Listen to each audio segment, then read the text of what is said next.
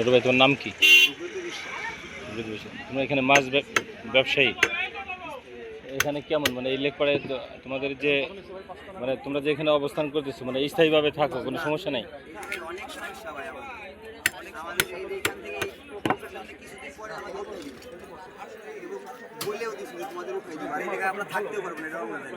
প্রশাসন থাকতে সমস্যা হইতে পারে। আর আমরা আমাদের যদি এখান থেকে দেয় যে 4-500 যে ব্যবসায়ী, এগুলো খুব অবস্থা খারাপ হয়ে যাবে আর্থিক দিক থেকে। কারণ এরা ঋণও আছে, একজন 2 লাখ 1.5 লাখ 4 লাখ ঋণও আছে। সেই ঋণটা কেবলই অনেকজন নিচে কিন্তু ভাঙিয়ে দিতেছে 2 দিন পরে।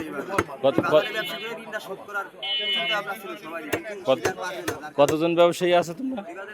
প্রায় 500 জন ব্যবসায়ী আছে। তাদের 500 জন ব্যবসায়ী 4-5 হাজার লোক আছে ফ্যামিলিতে। এই সবাই একটা বিপদের মানে ক্ষতিগ্রস্ত হয়ে যাবে বাজার থেকে। তোমার নাম্বারটা আমাকে দাও। তাহলে তোমাদের মূল দাবিটা কি? আমাদের মূল দাবি এখান থেকে আমাদের উঠে যেতে সমস্যা নেই। সরকারি তোমাদের কাজ হইতেছে, ওটা নিয়ে আমাদের কোনো সমস্যা নেই, কিন্তু আমাদের এটা বসার একটা স্থান করে দিই প্রতিপক্ষের কাছে বা সরকার। এদের খালি তার আসছে না, আমাদের 2 দিন পর পর এইখান থেকে 2 দিন পরে এখান তো ওখানে কাস্টমারদেরও বিক্রি করতেছে বাজারে আসা। স্থানীয় যে নেতৃবৃন্দ আছে, প্রশাসন আছে, বাংলাদেশ সরকার আছে, তাদের কাছে তোমাদের দাবি যে আমাদের একটা নির্দিষ্ট একটা স্থান হবে, তো সেটাই। নাহলে আমাদের অনেক লোকেরই রাস্তায় করে দেবে, রাস্তায় বসে দেবে।